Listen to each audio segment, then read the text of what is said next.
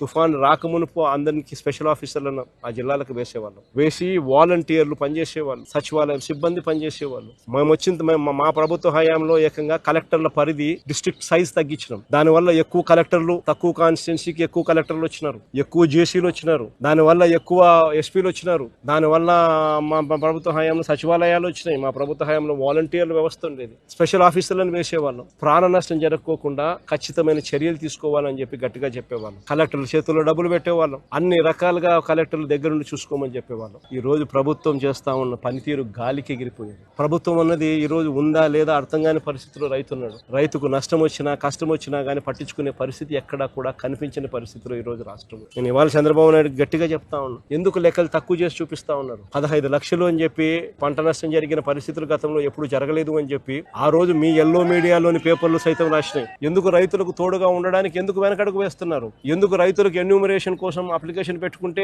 Enumeration చేస్తే మీ వరి పంట మేము కొనుగోలు చేయము అని ఎందుకు రైతుకు భయపడిస్తున్నారు? ఎందుకు లెక్కలు తక్కువ చేసి చూపిస్తా ఉన్నారు? ప్రభుత్వం అన్నది రైతుకు మంచి చేయాల్సింది పోయి రైతుకు నష్టం చేసే కార్యక్రమం ఎందుకు చేస్తా ఉన్నారని అడుగుతాం. నీ తప్పిదం వల్ల రైతులకు ఈ రోజు ఇన్సూరెన్స్ డబ్బు రావడంలా. ఈ రోజు ప్రతి రైతుకు నువ్వు ఎలా పలికినా ఎలా పలకపోయినా కూడా ఉచిత పంటల బీమా కన్నా నువ్వు గన డబ్బు కట్టి ఉండింటే, వైఎస్ఆర్సీపీ ప్రభుత్వం మాదిరిగానే కట్టి ఉండింటే ఈ పొద్దు ప్రతి రైతుకు, నష్టపోయిన ప్రతి రైతుకు ఎకరాకు కనీసం 20,000 రూపాయలు పైచిలకు రైతుకు చేతిలో కనపడేది. కాబట్టి ఖచ్చితంగా ఆ ఇన్సూరెన్స్ డబ్బు రైతుకు ఖచ్చితంగా వచ్చేట్టుగా చెయ్యాలి అని చెప్పి రైతుల తరఫున డిమాండ్ చేస్తా ఉన్నాం, గట్టిగా అడుగుతాం. ఎందుకంటే తప్పిదం నీది కాబట్టి రేపు రబీ పంటకు ఇప్పటి నుంచి కనీసం రైతులకు ఉచిత పంటల బీమా కనీసం ఇప్పటి నుంచైనా కానీ ఖచ్చితంగా చెయ్యాలి.